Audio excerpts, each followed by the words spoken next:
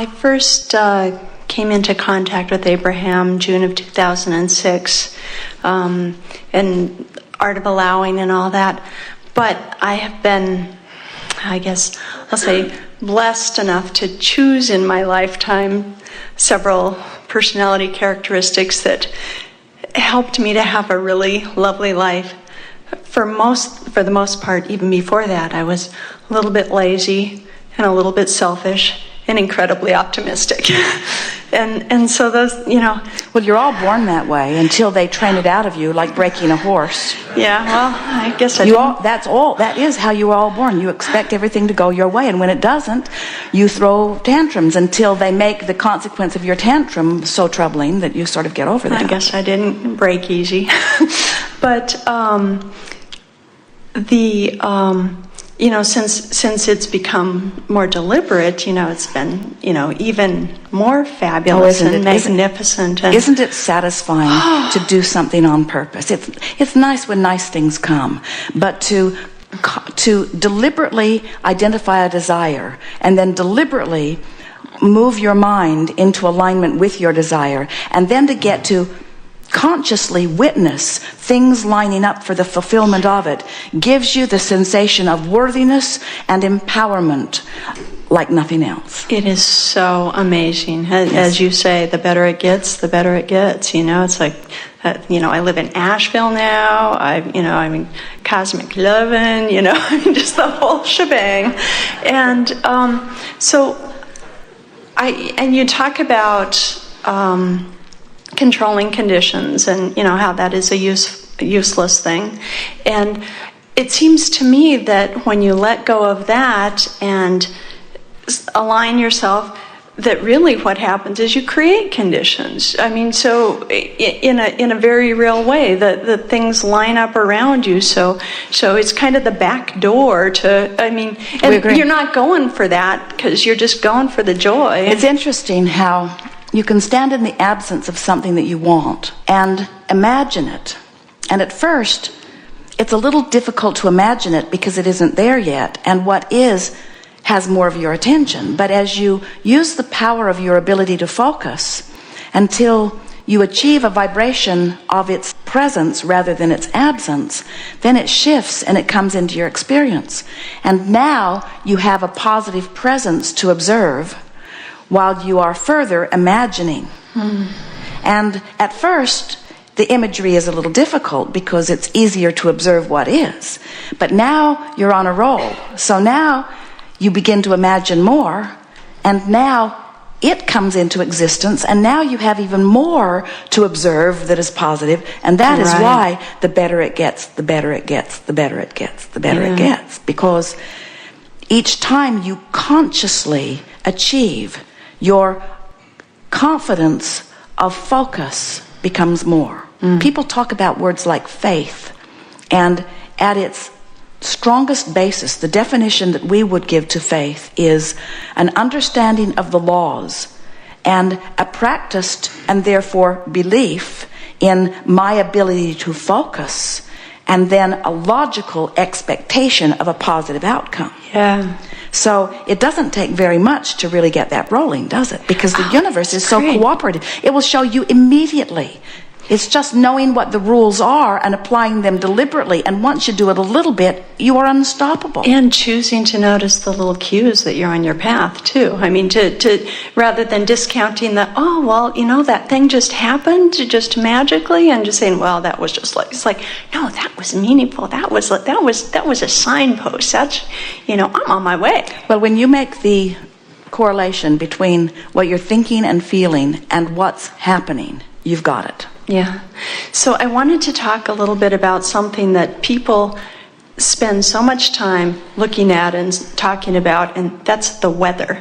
It's like, no wonder the weather forecaster was wrong, because people are like, oh man, hot enough for you? And it's like, this drought, I can't stand this drought. So there's spent so much time, I've been trying to get out of this a little bit, but spend so much time thinking about, the weather and how it's been and what it's likely to be, and rather than just lining up yourself. And it's curious to me as to how that works with so many people co-creating. It's not like you can have your own little biome around your house where it's not a drought.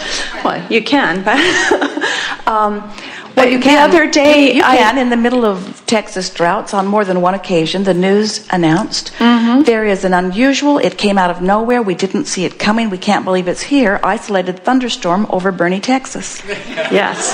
It happened again and again all summer. And, you know, when I realized that there was a drought, because I hadn't been paying any attention, I don't, you know, listen to the news or anything, and I just started thinking about, you know, how nice rain is and how much I like it, and it rained, you know. It's just like, so how does weather work? Well, that's why we're going to tell you that in a minute, but that's why we encourage you to think about what you want and why you want it, because if you want rain because you don't have it, not having it is part of the mix. If you want rain because it feels good, now not having it is not part of the mix, and so your vibration is pure. And one who is in alignment with Source is more powerful than a million who are not. So you don't need to worry about people. People, for the most part, are pretty much giving their attention to what's dominant around them. And much of that is dictated by what's force-fed to you through the media channels. But you're right about weather. That's something that Esther laughs about it, because she'll hear a forecast and she's not sure. They complain about the drought, but then they complain about the rain ruining the upcoming weekend. And she can't figure out if they want the rain or if they want the drought or if they want the sunny day. And then she's decided they just want to make trouble. They just want to make, because they've learned that people are more likely to listen to them when they talk about troubles, because people are more protection oriented than they are what they want oriented. People are more problem oriented than solution oriented. Not naturally, but it's sort of that upstream way that we were talking about that you've trained yourself to be. So knowing what you know, as you think about the rain and why you want it, you line up with it. As you think about the people who aren't lining up with it, you don't line up with it. In other words, you can't even give your attention to those who are not lining up with it without getting out of alignment with who you are. And so you really sort of have to just mind your own business about everything and think about what you want and why you want it relative to whatever it is, and watch how the universe will yield to you everything that you are asking for. In absence of resistance, all things are possible. In the presence of resistance, when you have resistance to something that you want, nothing can buck your current. You are so powerful. So there are a number of things we want to say about weather. First, humans in their physical form are not controlling the weather. It's a big pattern, and it is being orchestrated at a broader perspective from, you're really going to like this, the contrast that you have all lived, that you have launched forward into your vibrational escrow. That vibrational escrow is the summoning power of the large event weather patterns. So, in a sense, you could say, well, the cumulative worry or fear or positive expectation does have some influence on it. But then we remind you that you didn't just start your intention when you got here in this physical body. Your intention was set forth long before. And this planet upon which you are living, this living, breathing being, is a creation that has vibrational roots that go far beyond what you even can see, as the mass has formed into something that you perceive as the flesh, blood, and bone of the planet itself. So this is really our way of saying that man, from your disconnected vantage point, is controlling very little of that kind of stuff, and you just don't need to worry about it. In other words, it's like worrying about the population that is controlled from a broader perspective. It's not controlled from this perspective. As you're watching them worrying about the endangered species, and we say there's an evolution of the species upon your planet. Do you really miss the dinosaurs? Do you really? And if man had been here, we're sure that you would be off there. Anderson Cooper would be out there right now with his camera pointing at the last dinosaur.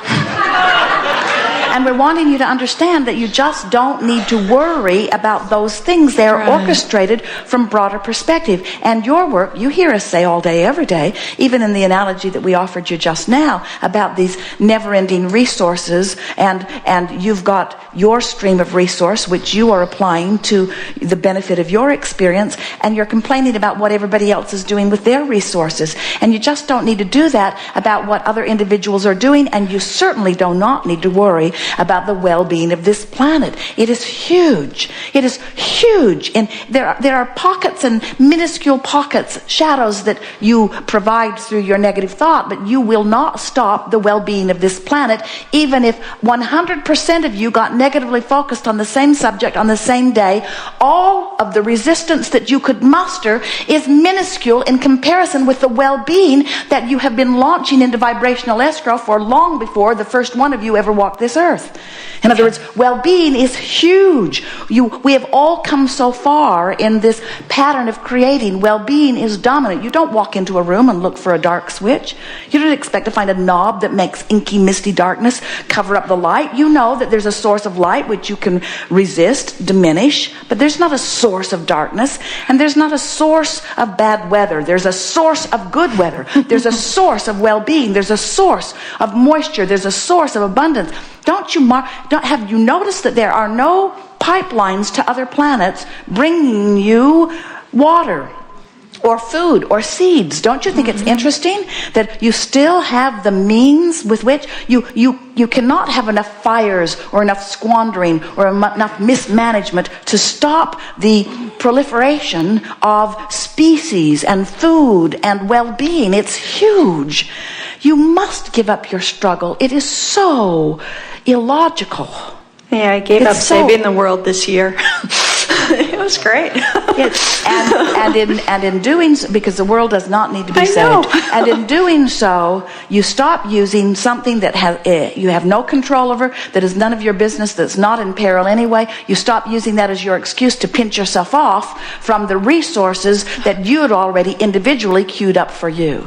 Now let's talk about something. Think about this, because this is the way it is, and as you wrap your thoughts around it, you'll feel better.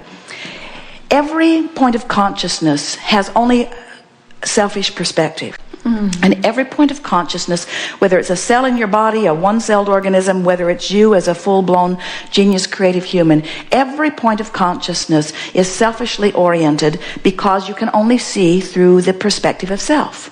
So no matter where you are, you're perceiving. Esther loves to look at the little fish in the tanks and the little turtles or the ants, and she thinks, ooh, you're a little point of consciousness and you're thinking about what's best for you. She loves chasing the fly out of the bus. She loves how smart the fly is. It knows what that yellow can is. And it knows what to do for its own well-being. She doesn't even have to threaten it. She just says, I'm going to get the yellow can. In other words, every point of consciousness knows what's best for it, you see. And so as every point of consciousness is selfishly oriented and is asking not for its neighbor, not for someone else, for it, and since Source is across the board responding 100% to everyone about everything that they are asking for, there is no competition. But most of all, can you feel how assured well-being must be for all if every point of consciousness knows what's best for self, and Source is agreeing and giving every point of consciousness what it's asking for. And it's only when you hate instead of love that you get out of alignment with the well-being. In other words, it's only when you push against what you don't want that you achieve a vibrational match to what you don't want and deprive yourself of what you do want.